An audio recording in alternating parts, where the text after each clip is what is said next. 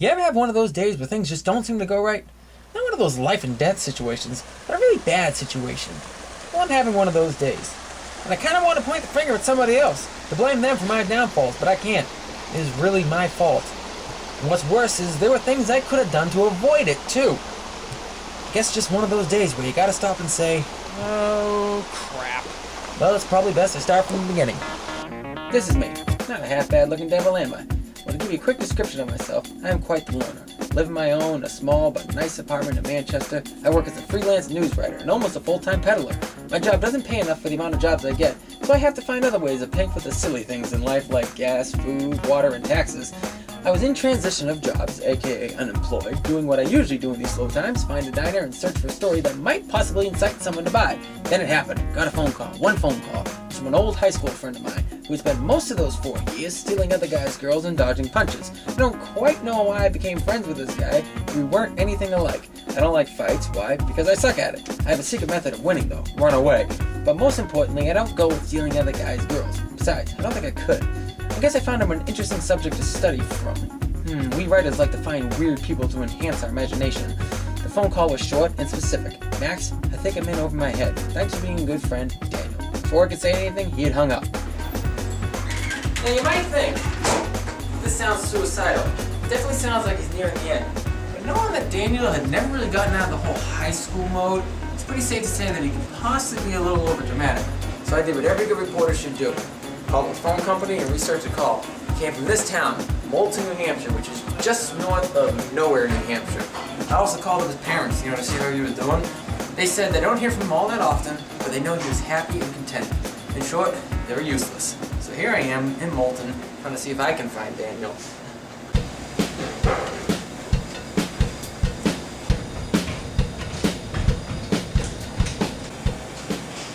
So, what do you have? Something without alcohol. I'm driving. We got Coke. Do you want Coke? As long as it's in liquid form. The local restaurant is usually the best place to find out info. Morning! Buzz off. Okay. Usually because the people who pass it aren't necessarily supposed to know it. Those type of people come to types of places like this. First step was to blend in, get the tender to relax. How am I doing so far? Enjoy. Thanks. Hey, have you seen any strangers come by recently besides when you deal Coke to? A lot of people pass through here. I'm sure they do. It's a fine establishment, but I'm looking for a friend. I could be your friend. Hey, no, but I'm looking for someone in particular. Oh. No. This guy got a description? Well, certainly, but I think the photo would be better. Oh, I think you're in luck. Yeah, the soda isn't flat. Nah, your buddy. He passed through here about 3 nights ago. Really? Here? That's right. Mingled a little bit, didn't drink a whole lot, took off. You leave with anybody? I don't know. Busted pipe out back. My cousin was watching the bar. Huh. Where's he? He's at home, probably working on his car. Ah, Motorhead. Nah, 11. Ah. Is, he reliable? You mean, is he wasted? Well, he wasn't that night. Either way, his house is just around the corner. You probably passed it on the way. A green Chrysler in the driveway. Oh, okay. What's his name? Teddy. Eddie. Right. Huh. Thanks a lot. Have a good one. Put it on my tab. What tab? Put it on mine. You got it. Now I know what you're thinking. Big guy in the back staring me down, and stupid Max hasn't noticed it. Well, as a matter of fact, I had. I just hadn't any idea what to do about it.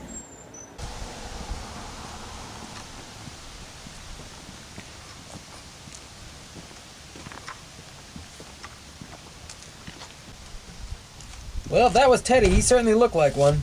Definitely looked like the type of guy you would call Teddy. Like maybe the type of guy a wife would call a teddy bear or something. Where the hell do I come up with these ideas?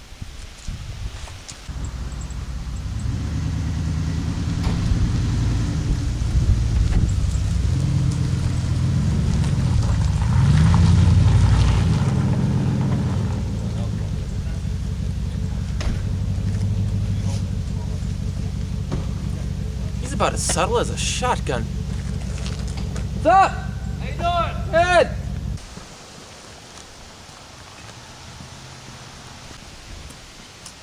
Teddy? Yeah? My name's Max. Just met your cousin over at the bar.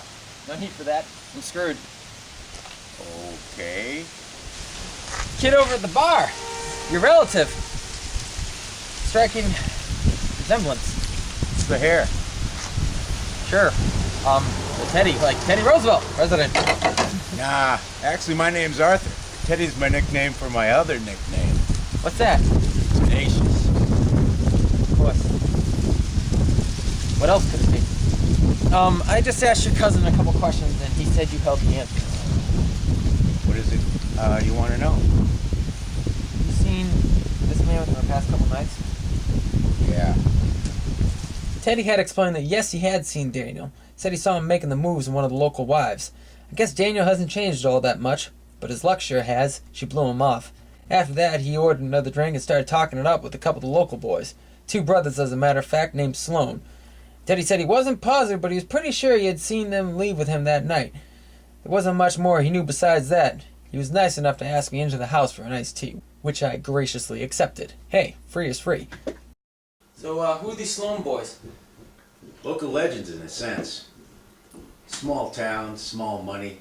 People just get by in this town. Not very many people leave. But old man Sloan, he was determined to make something out of his boys. Kinda had his nose up in the air. So what do you do, send them to college? Yeah. Worked his ass off. Mortgaged his home, too. And there they are. Huh.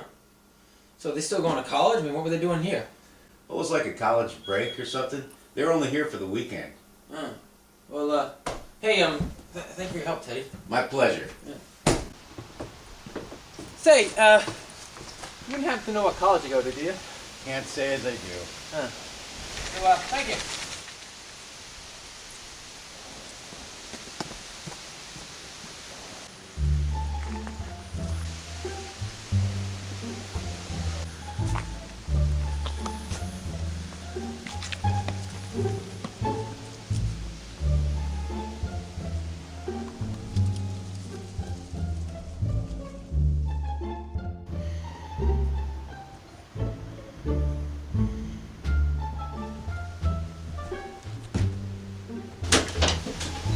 Earl, I told you he was just looking for his friend. You say why? Probably because he's gone up missing. You sure you're not forgetting anything? Earl, what is it? What's going on with you? Your boys do something? I ain't talking about it, Teddy. Well, you'd better. Because sooner or later somebody's gonna find out. Find out what, Teddy? Whatever's got you scared. There ain't nothing got me scared. Hey, I don't know if it's me or what, but ever since your boys went to that Dane college, they've been going downhill. My boys, Your boys are what, Earl? none of your business.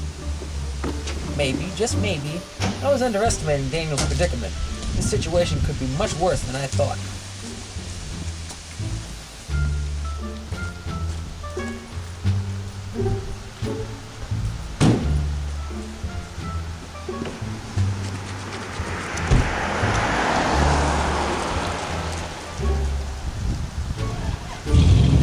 Now, I know what you're thinking.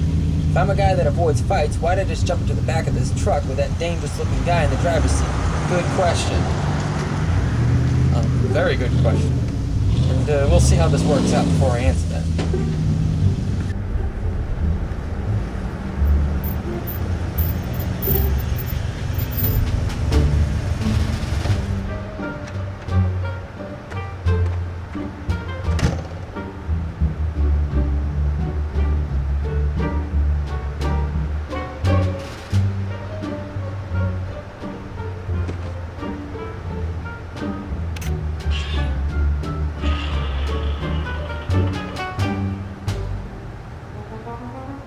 Now, I think I actually have an answer to that question. The answer is curiosity. A good story is like a drug addiction to me, so I'll gladly step out of my comfort zone to find it.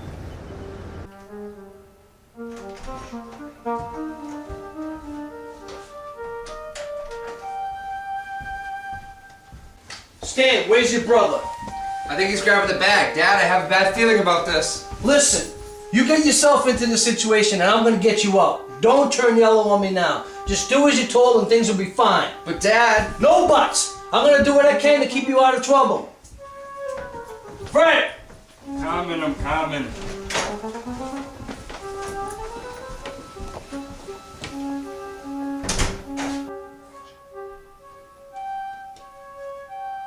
You could say that I was taking a chance assuming no one else was in the house, but I guess I'm just going by their attitudes.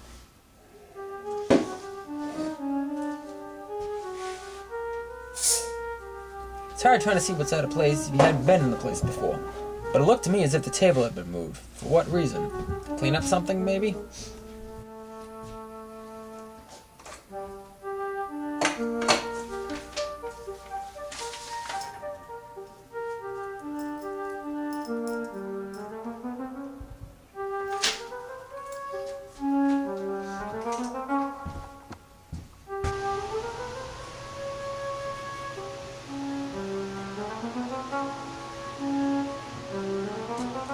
Typically, rednecks have cars in their backyard. Old cars, not 2010 Kias.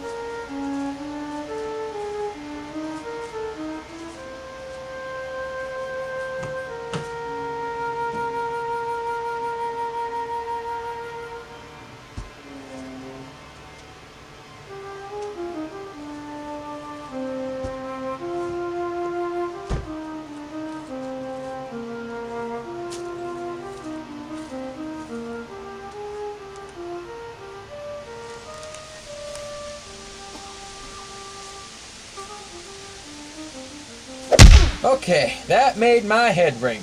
It'll probably only take one more strike to knock me out.